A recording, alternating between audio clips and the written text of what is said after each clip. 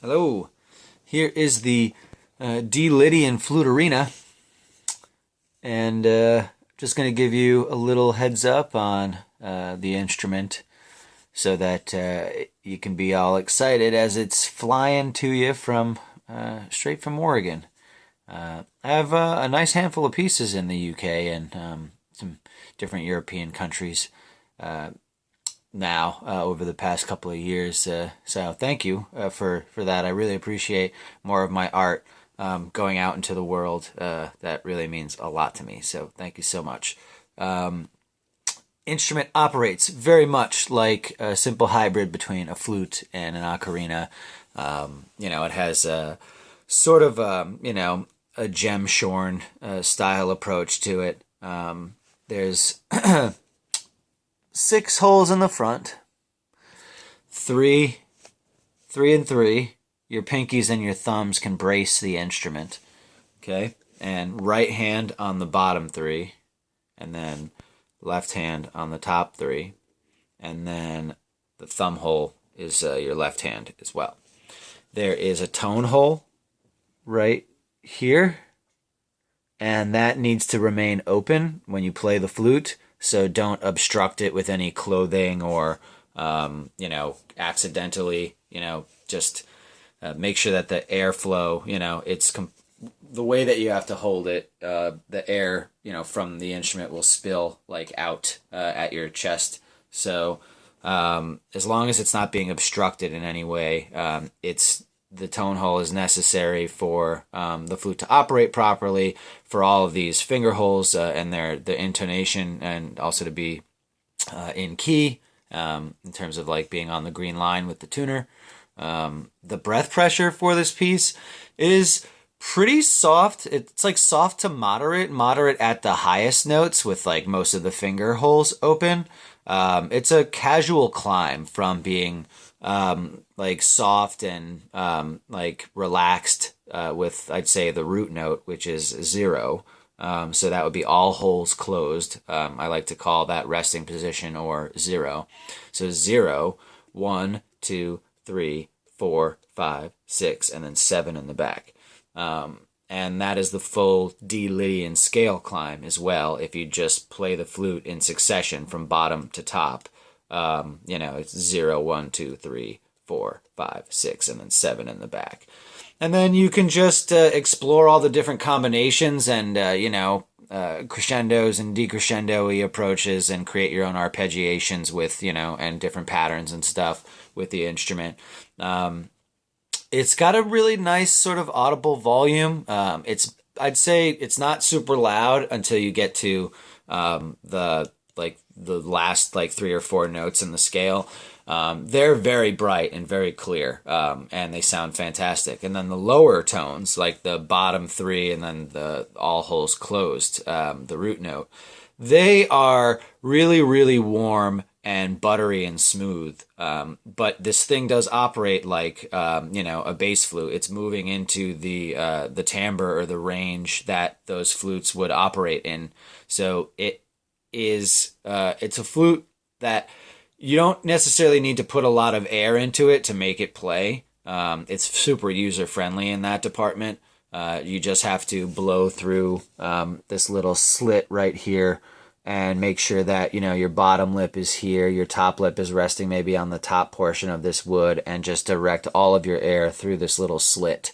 And it'll hit the sharp edge right here and just create very easy, sounds from the apparatus itself. So it's these are really cool because they're, a fusion between ocarina or a flute.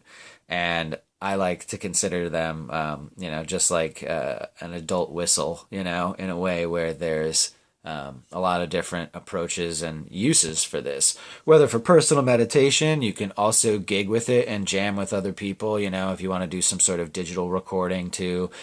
These things mic up really well. So if you get a nice condenser mic or a good, quality microphone near it with the right effects, it sounds insane. It's great. These things are just good for a lot of different applications. They're portable, definitely take care of the top section. This wood in particular that I chose for this piece, it's a lighter wood because I didn't want a heavy piece of wood being glued to the horn. So this is a very light and local species of a redwood here in Oregon. And it was a piece of wood that was gifted to me that I later milled up and cut into different pieces and whatnot. And this ended up being kind of an end cap and mouthpiece kind of applicator for this particular flute. So this one is a soft redwood, so you can. It's in the soft and softer category than, let's say, soft or medium soft. So you can scratch this relatively easily, like even with your fingernail, if you just like do it real quick. So be mindful of that. Like most things, instruments, they get their own little bits of wear and tear and bumps and blemishes as you build a relationship with any personal object. So just keep that in mind. If you want to keep this hydrated, you can rub some carnauba wax or some beeswax, or any sort of natural wood paste that's safe for the mouth or whatever. And then some natural oils too are cool, like walnut oil, linseed oil, even olive oil.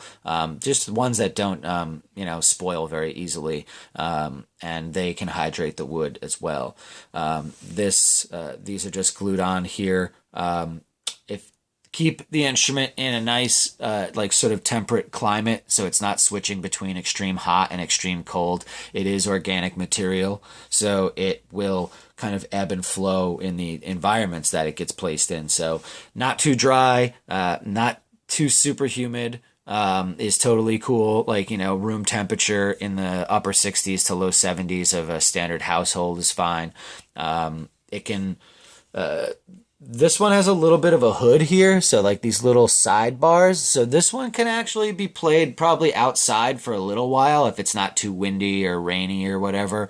These should protect the airflow of the instrument from like wind cutting across from the side, and most flutes have little quirks like that when you bring them out into nature, where if it's windy, it's cutting some of the vibration and the wind that's trying to be directed into your flute. So this one has the kind of chimney block little style legs here, so they act as a little bit of a barrier from any wind that might come across this way when you're using it outside perchance. So that's kind of the general things I can explain about it in terms of, breath pressure and like how much wind to blow into the thing. It's very, very casual and smooth. You just have to have a nice, relaxed, calm, little, steady stream going into the instrument. And in terms of like each note's kind of pitch bending capabilities, they can all be bent like almost close to a half step from where they currently are. So the instrument can cushion a lot of your breath pressure, varying with your own particular skill level, if you've ever played a flute before or not, or you have a collection and this is just something new to add into your your playing style.